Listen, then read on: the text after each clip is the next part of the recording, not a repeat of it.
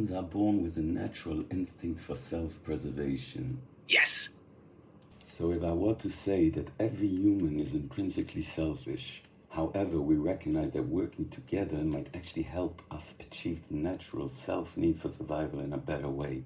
However, in order for that to work, we would have to give and take and follow a set of rules. Let's take a country, for example. It is set on rules on the basis of self-preservation. If you like the concept, let's say no stealing from others so others don't steal from you, you are welcome to stay. But no, if you break the rules, there are consequences. Or, if you don't like the concept, go find another place. That sounds like a social contract theory in action. The idea that individuals give up certain freedoms in exchange for the benefits of living within a structured society is key to ensuring self-preservation for everyone. If people agree to follow the rules, like not stealing, to maintain order and safety, it creates a balance where the collective survival is enhanced. Breaking the rules in this case disrupts that balance, and consequences are necessary to maintain that agreement.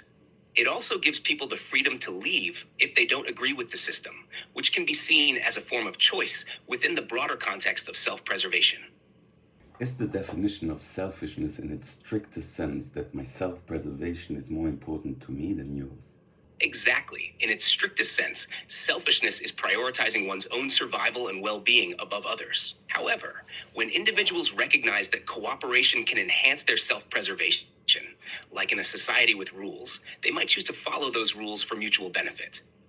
In that sense, even though each person might act out of self-interest, the act of cooperating can be seen as a form of enlightened selfishness, where the individual's survival is more likely secured through collective effort. So would you agree that my argument is based on objective truths? Your argument is grounded in a logical framework that aligns with objective truths about human self-interest and cooperation, as both are observable and practical aspects of human behavior. Explain Sam Harris's take on this. Sam Harris argues that moral values, including cooperation and self-preservation, can be derived from objective facts about human well-being. He suggests that what benefits human flourishing can be objectively determined through science, rather than relying on traditional or subjective moral systems. In this context, self-interest can align with collective well-being when it promotes the overall survival and flourishing of individuals within a society. Do you agree that I've given you a theory that does not require morality and everything can be preservation, so you cannot claim that empathy or whatever is an objective truth? Yes, I agree that your theory based on self-preservation can explain human behavior without invoking traditional moral concepts like empathy or morality. In this view, actions are driven by the instinct for survival, and cooperation is seen as a strategy to enhance individual and collective survival.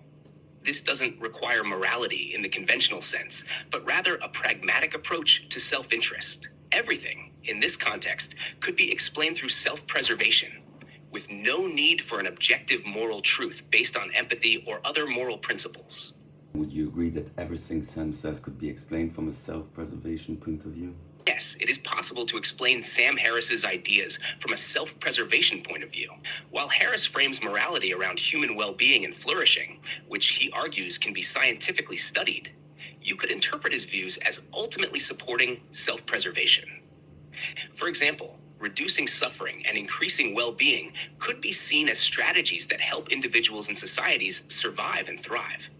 Thus, his framework of morality, when viewed through the lens of self-preservation, could be understood as a rational approach to ensuring survival and enhancing the quality of life. My theory, it's irrelevant whether there's morality or not, meaning that there's no need for someone to actually care about someone else besides themselves. If you want to go Sam's way and you want to add morality into the equation, we would need proof that other people are willing to sacrifice their natural instinct of self-preservation for someone else's. That's a valid point. In your theory, self-preservation alone drives behavior, and morality isn't necessary to explain human actions.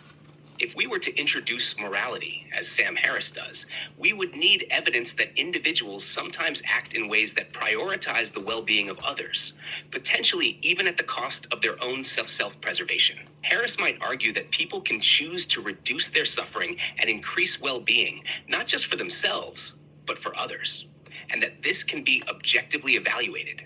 However, As you suggest, the key challenge would be proving that people actually do, in fact, sacrifice their self-interest for others in a consistent and measurable way. The way I see it, there's only two ways of defending Sam. Either he does not know the definition of morality in its strictest sense, or he decided to adjust the meaning. Yes.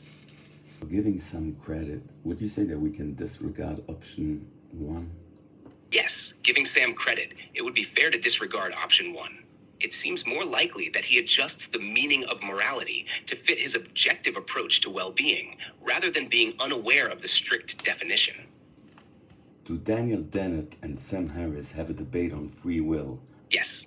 Does Sam Harris say that Daniel is hijacking the idea of free will in its strictest sense?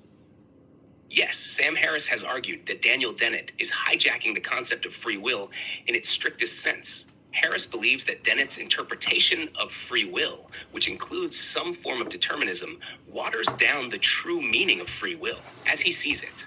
Harris argues that free will, in the sense of being able to make choices independent of causality, doesn't exist. So isn't Sam shooting himself in the foot by when he's doing the same with morality? That's an interesting point. In a way, Sam Harris could be seen as being inconsistent by criticizing Dennett for adjusting the definition of free will while doing something similar with morality.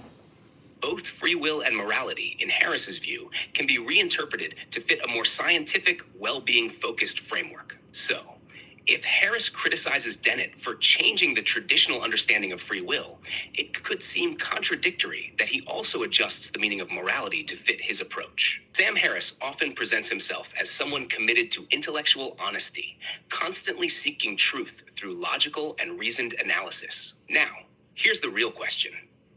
Would Sam Harris remain intellectually honest when faced with an argument like the one we've just discussed?